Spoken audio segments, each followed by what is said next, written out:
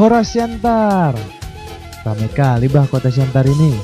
Kota Pematang Siantar merupakan kota terbesar kedua di Sumatera Utara setelah Medan, pemirsa. Kota ini memiliki luas wilayah 79,97 km persegi dengan ketinggian hingga 500 meter di atas permukaan laut. Nah, saat ini tim Lembar Budaya sedang berada di kota Siantar dan akan melihat budaya di daerah ini. Saya akan mencoba menggali informasi budaya yang telah melekat menjadi ciri khas masyarakat di sini. Pastinya akan menambah wawasan kita di Lembar Budaya. Kota Siantar sering disebut sebagai kota transit bagi wisatawan dan kota perdagangan. Secara geografi, Pematang Siantar yang berdampingan dengan Kabupaten Simalungun juga sebagai penghubung jalur darat ke kabupaten-kabupaten lainnya, seperti Toba Samosir, Tapanuli Utara, dan Tapanuli Selatan. Sebagai kota transit, kota yang diduduki 240.000 jiwa ini ternyata terdiri dari beragam agama dan etnis suku bangsa. Ada suku Batak, suku Jawa, suku Minang, etnis suku Tionghoa, dan suku lainnya. Semua terintegrasi di kota Siantar ini. Beragam etnis suku bangsa membuat kota Siantar kaya akan nilai dan adat istiadat budayanya. Budaya Batak adalah salah satu budaya yang mewarnai keberagaman di kota Pematang Siantar. Disebut sebagai kota transit dan kota perdagangan karena beragam etnis dan suku bangsa tinggal dan bekerja di kota Pematang Siantar. Salah satunya suku Batak. Suku Batak yang tinggal di kota Pematang Siantar terdiri dari Batak Simalungun, Batak Toba, Batak Karo, Batak Pakpak, Batak Mandeli, dan Batak Angkola. Nah, salah satu hasil karya budaya masyarakat Batak adalah kain tradisional ulos, pemirsa. Ulos memiliki jati diri yang tidak dapat dipisahkan dari adat istiadat bangsa Batak. Nah, saya penasaran nih bagaimana bentuk dan jenis ulos tersebut.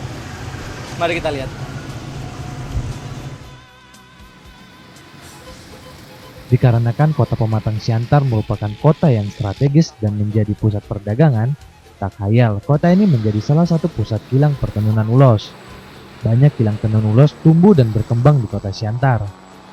Hal ini membuat saya ingin mengunjungi salah satu kilang tenun yang ada di kota ini. Perjalanan saya pun akhirnya berhenti di Kilang Tenun Daulat Sekata. Kilang yang didirikan oleh orang tua Bang Daulat Siaan terletak di kawasan perluasan Jalan Sekata, Kota Pematang Siantar, Sumatera Utara. Nah pemirsa, langsung saja kita lihat proses pembuatan ulos di kilang ini.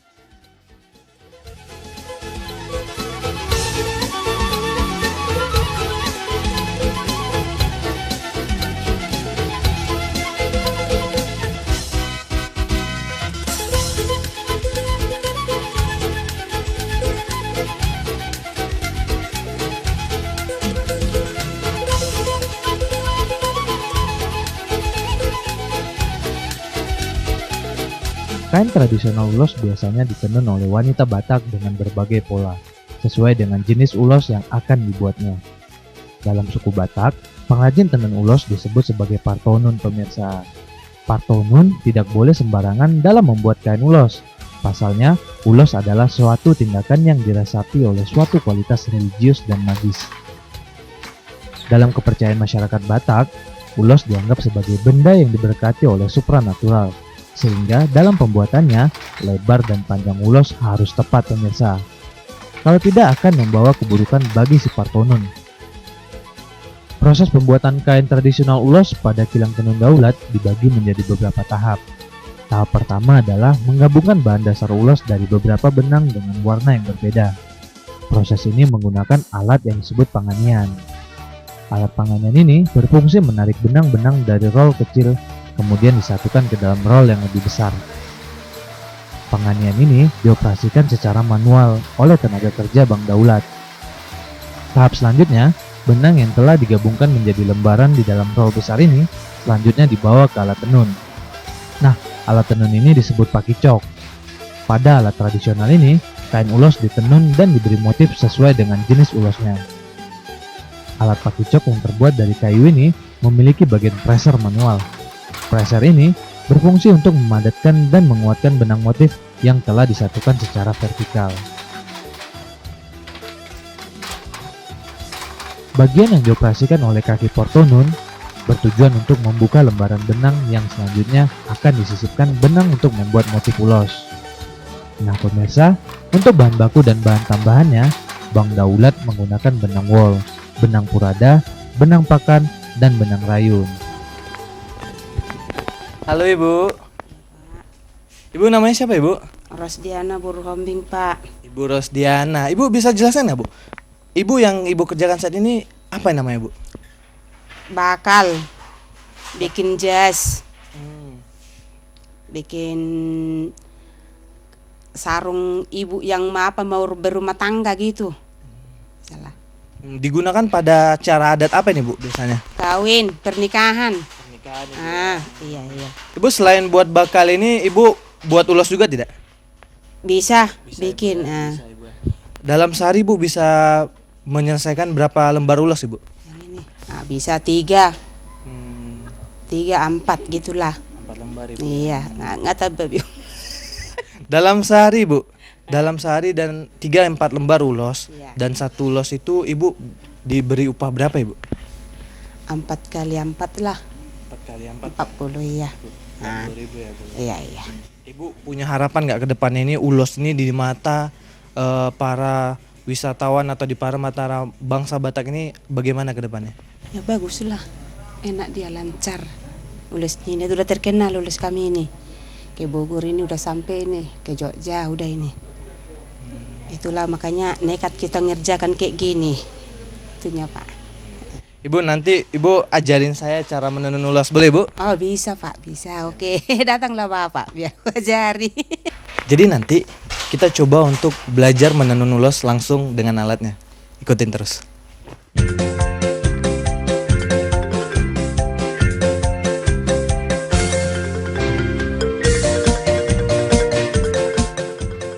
Alat pakicok yang masih tradisional ini masih dipertahankan oleh Bang Daulat. Meskipun untuk menghasilkan kain ulos membutuhkan waktu yang cukup lama, Bang Daulat menilai ini merupakan upaya untuk menjaga kualitas ulos serta mempertahankan tradisi leluhur di tengah gempuran zaman modern saat ini. Nah, untuk menghasilkan ulos dengan kualitas yang bagus, ternyata nggak semudah yang seperti kita lihat pemirsa. Butuh keterampilan khusus, ketekunan, ketelitian, dan juga pengalaman. Nah, dalam sehari, kilang tenun ulos ini mampu memproduksi berapa ulos dan akan dipasarkan kemana saja. Mari kita lihat. Pak, ajarin lagi Pak ya.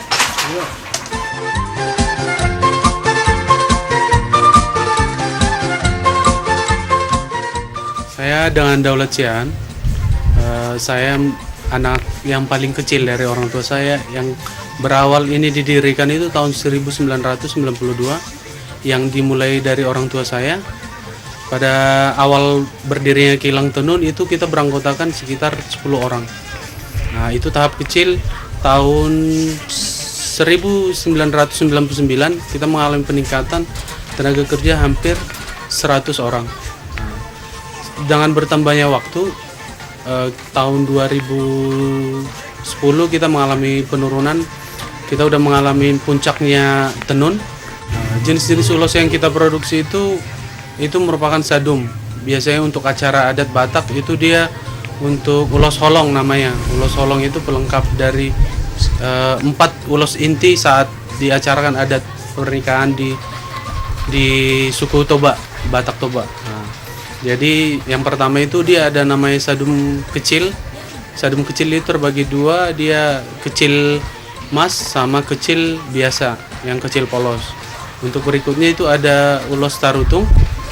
Tarutung juga ada beberapa macam sesuai dengan permintaan konsumen. Dan ada si bolang sama akola.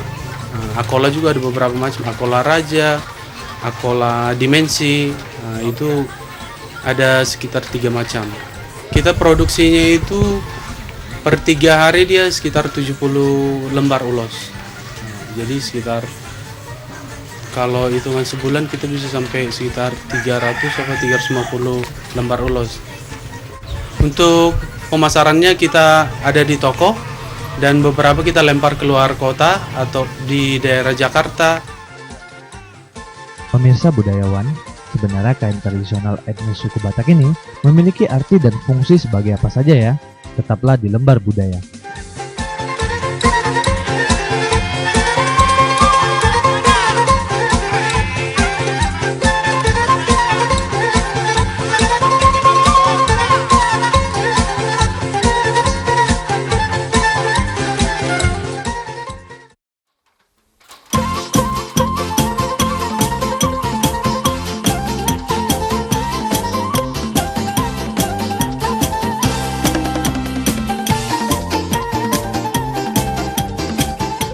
Pemirsa budayawan, tak sedikit ibu rumah tangga warga Kota Pematang Siantar berkecimpung sebagai partonun atau penenun ulos Batak untuk menambah penghasilan keluarga. Tak hanya sebagai sumber mata pencaharian, pengrajin atau partonun ini sudah selayaknya kita pertahankan sebagai warisan budaya. Nah pemirsa, ini dia kain tradisional ulos yang telah jadi. Ini biasanya disebut ulos syado Mangkularaja, digunakan pada adat pernikahan etnis suku Batak. Untuk menghasilkan satu ulos memerlukan waktu cukup lama. Namun, di tangan pengrajin yang berpengalaman, ulos mampu dikerjakan 2,5 jam hingga 3 jam saja pemirsa. Nah, dari banyak motif dan jenis ulos ternyata memiliki arti dan fungsinya tersendiri. Untuk mengetahui arti dan fungsinya tersendiri, mari kita tanyakan saja langsung.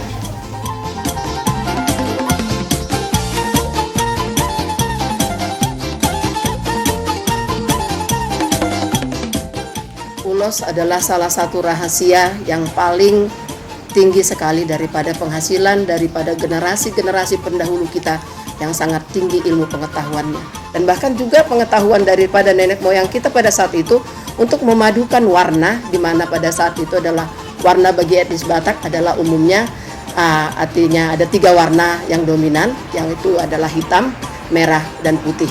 Dan itu melambangkan kepada 3 dunia yang sedang kita jalani, yaitu dunia yang berada pada dunia atas, dunia yang berada pada dunia tengah, dan dunia yang berada pada dunia bawah. Mereka dalam penemuannya yang sangat tinggi sekali pengetahuannya pada saat itu, menenun satu ulos, satu benang yang pada saat itu dari kayu ya, atau dari serat-serat bahan-bahan tertentu yang kemudian dia tenun itu menjadi bahan pakaian. Pada saat itu kita belum mengenal pakaian dari orang barat. Tapi dengan ulos kita akhirnya bisa menutup aurat kita sendiri. Dalam penemuan warna itu juga menggambarkan bagaimana teknologi daripada pengetahuan nenek moyang kita dulu dalam mempertemukan membuat zat warna dari tumbuh-tumbuhan yang ada di daerah setempat.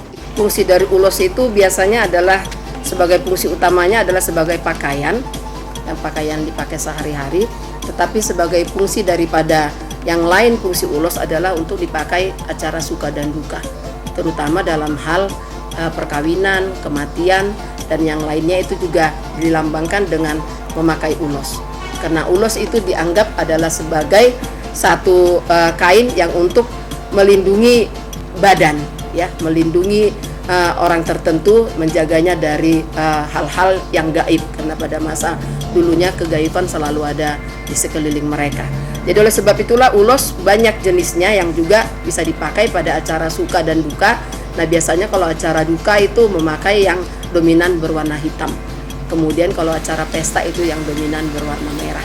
Jadi ulos ini juga ada pemberian dari kerabat yang memang kerabatnya itu misalnya dari 3 triangle daripada budaya itu sendiri, ya, dari Tondong, Boru, atau juga Sanina.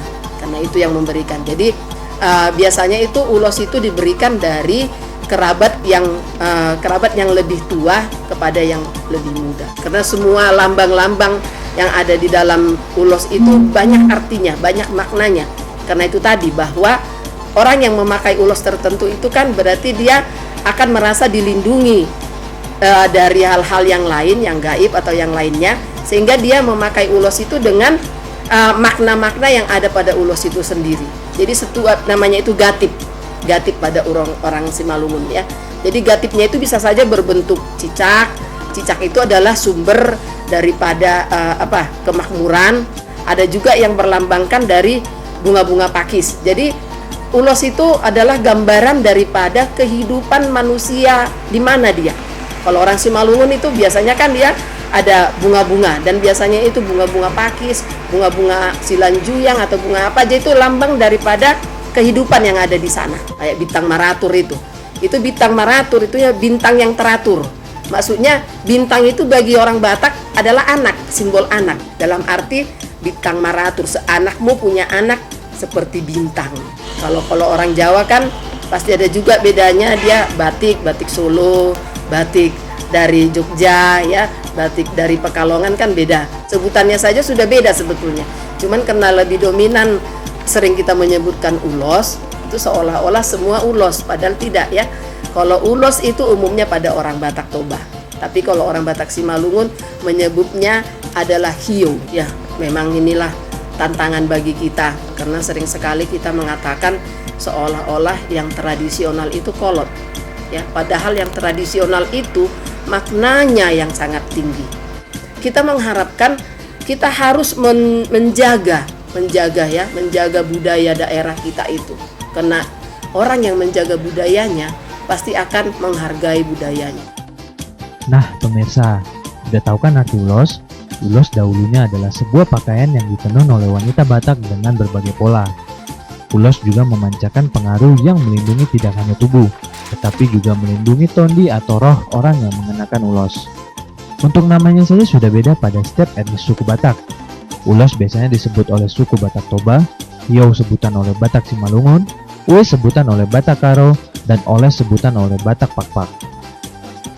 Fungsi ulos semakin berkembang. Saat ini ulos dipakai untuk acara adat pernikahan, adat kematian, pembaptisan, dan doa untuk seorang anak. Tak hanya itu, ulos juga diusung sebagai promosi kebudayaan suku Batak, salah satunya pada tarian-tarian tradisional dan juga pada kegiatan penyambutan. Sehingga ulos saat ini memiliki fungsi sosio budaya yang memperkuat identitas suku Batak. Kurang lengkap rasanya jika tidak melihat ulos dijajakan oleh pedagang ulos di pasar tradisional. Tetaplah di Lembar Budaya.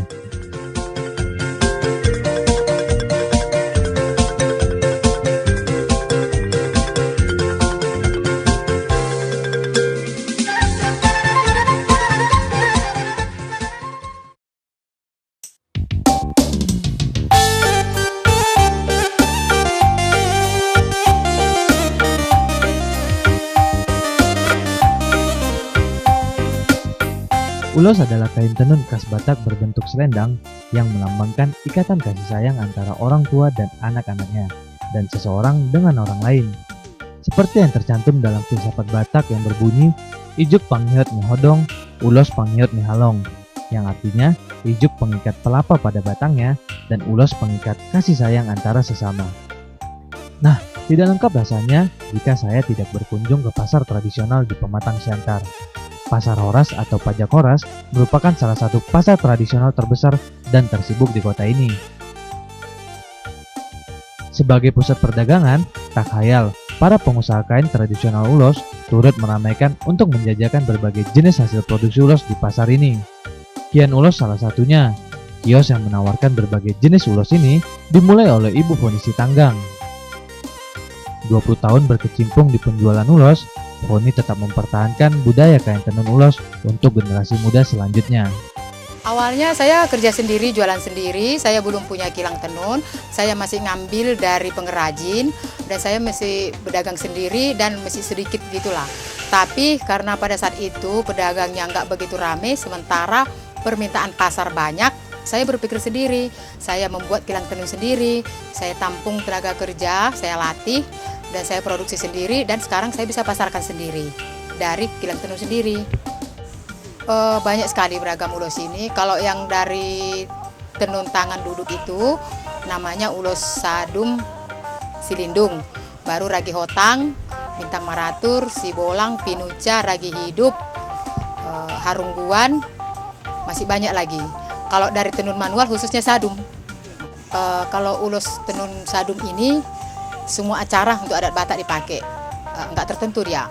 Baik dia acara syukuran marga, acara perkawinan, acara baptisan, acara kemalangan, semua dipakai ini sadum dari tenun manual. Tapi ada ulos yang tertentu dipakai. Contohnya kalau untuk kelahiran kan atau 7 bulanan dia beda ulosnya, itu namanya bintang maratur. Kalau dibaptis dia mengiring. Kalau dia untuk pengantinnya dia ragi hotang. Dan masih banyak yang lain-lain gitu. Kios ulos Foni juga ramai dikunjungi pada bulan Juni dan Desember. Pasalnya, pada saat itu etnis suku Batak banyak melangsungkan pesta pernikahan. Foni mengatakan, biasanya masyarakat membeli ulos di kiosnya seperti ulos ragi hotang dan syadum yang digunakan pada adat pernikahan, ulos bintang maratur untuk mendoakan seorang anak yang baru lahir, ulos sibolang untuk adat berduka, serta ulos mengiring untuk proses pembaptisan. Untuk harga tak perlu khawatir pemirsa, di kios Foni Sitanggang, Satu ulos dibanderol Rp18.000 hingga Rp250.000. Bagaimana? Terjangkau bukan? Untuk mempertahankan eksistensi ulos, Ibu Poni telah melakukan inovasi terhadap ulos tersebut. Nah, inovasi seperti apa yang dilakukan Ibu Poni? Mari kita tanyakan langsung. Kian ulos ini dan pedagang lainnya juga ramenya itu pada saat-saat libur sekolah. Contohnya di bulan 6 libur sekolah dan akhir tahun bulan-bulan 12 dan awal tahun. Pada umumnya kan para perantau balik pulang ke kampung berlibur. Di situ kesempatan untuk melaksanakan pesta perkawinan, pesta baptisan dan pesta yang lain-lain. Kalau ulos ini sekarang memang sudah semakin berkembang, semakin banyak yang berminat, semakin dicintai. Kebanyakan generasi muda ingin membangkitkan ulos ini, makanya kita juga merasa bangga dan berusaha untuk mengangkat ulos ini menjadi pakaian keseharian. Kita berusaha berinovasi, merubah ulos ini dengan tidak meninggalkan khas budaya itu sendiri. Contohnya, kalau kita ambil motif dari satu sadum, tentu kita buat dia ke satu bahan, dikombinasikan ke bahan polos, dia bisa jadi gaun, bisa jadi kemeja laki-laki, bisa juga buat dasi, dan masih banyak lagi, banyak sekali. Kalau inovasi saya ada yang sungguh menarik, yang kadang-kadang orang pada umumnya dia udah lihat motif sadum, tapi kita selalu munculkan motif terbaru. Kita berusaha motif terbaru yang tidak dilihat, tapi nilai budayanya ada tersirat di ulos itu. Contohnya kalau dia bentuk jas, kan bentuk jas pada umumnya dibuat dari motif pinucang. Tapi kita usaha membuat motif lain dari motif tumtuman namanya, motif terbaru. Jadi dia lebih cantik, lebih elegan lagi dari yang biasanya. Kalau motif sadum kan pada umumnya udah tahu semua orang. Tapi kita selalu berusaha membuat yang terbaik, yang terbaru. Pada umumnya saya dominan membuat kemeja laki-laki. Kemeja laki-laki saya tuangkan motif sadum, saya kombinasi ke bahan polos. Begitu juga jas pendek, jas panjang. Pada umumnya jas panjang itu kita buat modelnya lebih gaul, lebih keren, yang untuk khususnya para artis-artis yang makainya gitu. Baru kita buat juga dia bahan wol yang berkelas dikombinasikan dengan bahan gorga. Dia lebih cantik lagi, lebih keren lagi nampak. Anak-anak muda pada umumnya meminatin. Dan kita berusaha membuat modelnya lebih gaul gitu, karena pada umumnya anak muda kan kita rangkul, kita ajak untuk memakainya supaya lebih dikenal semua umum. Kalau boleh pada umumnya Indonesia ini karena beragam budaya, itu kita kembangkan terus supaya mendunia gitu, supaya terkenal. Ulos itu punya nilai khusus keistimewaan tersendiri gitu. Ulos saat ini tidak hanya digunakan pada upacara adat saja. Dengan inovasi, kain tradisional ulos diharapkan dapat menumbuhkan rasa cinta kita terhadap budaya. Nah, ini dia pemirsa, ternyata kain ulos tidak digunakan pada upacara adat saja. Banyak motif kain ulos telah dikombinasikan pada pakaian keseharian, seperti yang saya gunakan saat ini nih. Ini jas dengan kombinasi etnis suku Batak Toba dan etnis suku Batak Simalungun. Nah, tidak lengkap jika tidak melihat ulos digunakan pada upacara adat. Mari kita lihat. Ulos adalah budaya yang fungsional, mencerminkan ide dan karakter masyarakat. Ulos juga merupakan identitas kebudayaan masyarakat pendukungnya yang diaktualisasikan dalam kehidupan sehari-hari. Hingga kini ulos masih tetap eksis di tengah perubahan zaman yang begitu cepat, atau yang diistilahkan sebagai proses globalisasi. Saya jadi sadar dan bangga akan kekayaan budaya negeri ini. Hal ini tidak akan membuat saya menutup mata dan bungkam dengan segala keberagaman budaya ini. Warisan budaya merupakan cermin tingginya peradaban bangsa, dan salah satu ciri bangsa yang besar dan maju adalah bangsa yang mampu menghargai dan melestarikan budaya nenek moyangnya. Pemirsa Lembar Budaya, semoga informasi tadi dapat menambah wawasan dan menumbuhkan kecintaan serta kepedulian terhadap budaya daerah, sehingga kita mau untuk belajar dan melestarikannya.